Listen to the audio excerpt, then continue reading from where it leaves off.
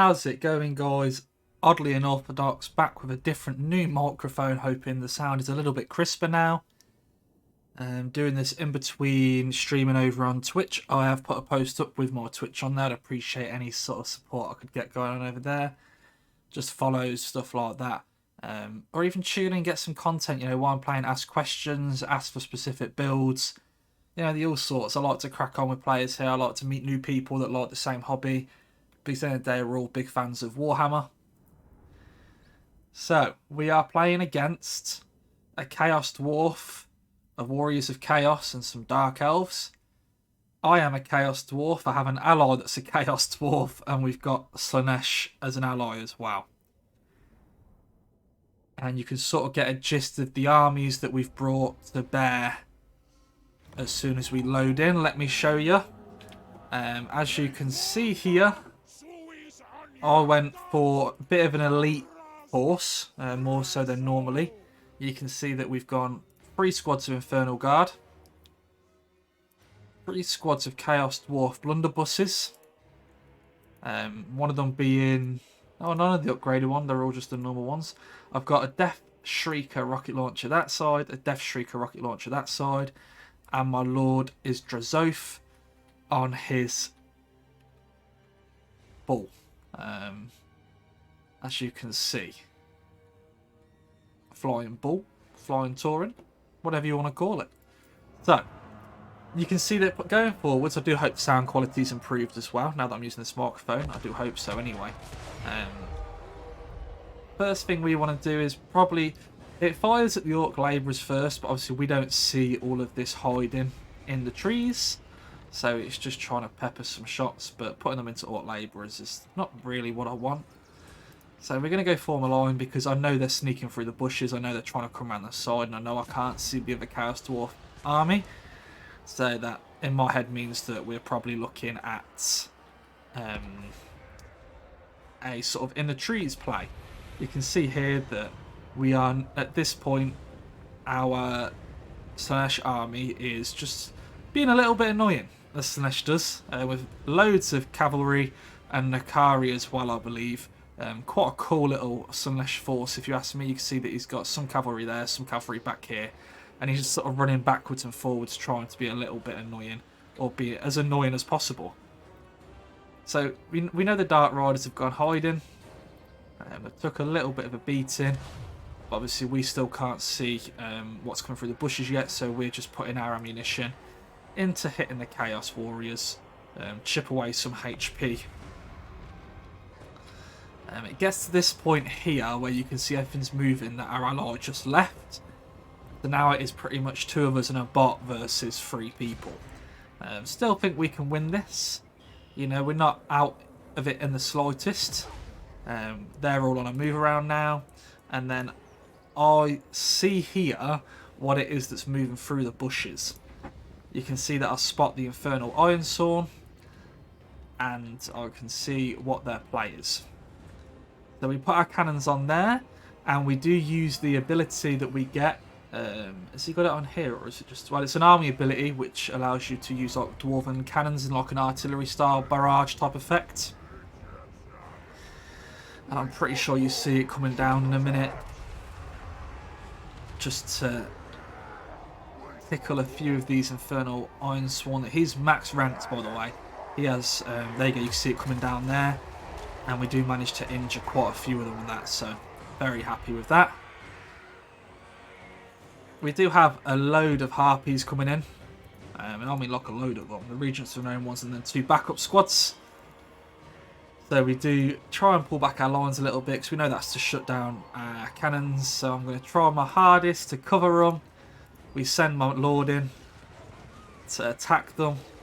And then we use our blunderbusses to pelt them, but obviously 2 managed to get through, but we will close them down shortly. We can see him hiding in there with his Kadai Destroyer. Beautiful model, by the way, if you guys haven't seen it yet. I'm yet to find a use for it, apart from it being shut off the game about 2 minutes in. You can see he's hid it, which is a very fair thing to do, because they do take a silly amount of fire. You can see that we are trying to break the Harpies off this. And we do get them off in a second. But you can see that the Blunderbuss has ripped this apart. And I'll bring those Infernal Guard back, knowing that I won't need more than this one squad, because that's the labourers gone. So we're sort of biding our time here. You can see that we are dealing with the harpies. They are going eventually. We are chopping them down slowly. Blunderbussing into them. And then we bring him back. And here comes the Kadai Destroyer. Straight away, I put both of my Death Streak rocket launchers on it, because you can then change them to the Demolition Rocket, which gives them a more armoured pen attack. So we straight away turned both of them round, because we managed to save our second one. And you can see we're just popping shots into the Kadai Destroyer, and the damage is not actually that bad. And then we get our firing lines up as well, because we've dealt with a Harpy presence. So now it's time to go deal with this Kadai. The Sunlesh is doing a cracking job of just really being annoying and keeping the enemy busy. Obviously the other Chaos Dwarf bot, which was a player, has just ran all his units in, which is fine. I'm going to deal with this player here. And you can see that we are actually doing quite a fair amount of damage to the Kadai. You know, the Kadai may be injuring the Infernal Guard, but you can see it's actually taking a lot of damage. He does Glittering Robe it to increase its armour. And you can see the cannon comes down again from me from the army ability to really injure those Immortals before they even see any sort of combat. But you can see here that the Kadai Destroyer, even though he's cast Reforge on it, it's as good as dead. One more volley should absolutely decimate it. Yeah, and you can see even the rockets in it. It's done its battle, that Kadai. It got a value of 261. And as you can see, I'm really struggling to try and find a way for it to be useful in my builds. But we've took our fight here. And now it's time to move the firing lanes up, because we want to hit the Infernal Iron Swarm. But the longer that takes for them to do that, the better for me, in my opinion. Because it means I'll get my army ability back sooner. You can see that we happily withdraw our units. And then we get ready for another army ability in a second. But those guys are now firing rockets at Lockyer.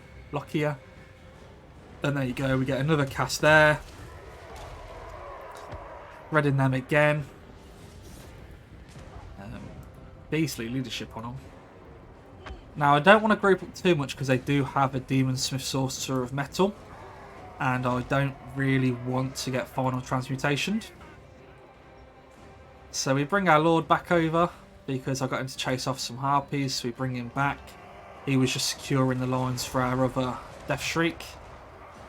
And you can see now that we've got the firing lines going. We're firing into our own Infernal Guard, but it's fine. They are not going to be taking a happy amount of damage back from all these Blunderbusses. They are getting absolutely peppered. We are taking crossfire from the Dark Riders that managed to sneak round, so do have to be careful of that. But we now rock up and decide to use both of our abilities at the same time.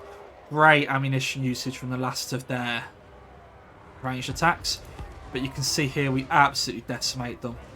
And I think you guys are going to love this. Absolutely beautiful skill, this, by the way. Absolutely decimates. You can see a nasty combo there that absolutely decimates any lines that it gets near. And I've had to run another squad of Infernal Guard in just to sort of buy some time. But also I do have a third squad left, just in case. But they are being pretty hard peppered now. And then I'm going to go and try and chase down this Demon Smith with my Lord. But he does try to glitter in robe Zatan, but Zatan is just going to be shot to death by, you know, there's some hobgoblins hitting him now, and then we've got some quite Chaos Dwarf blunderbusses hitting him.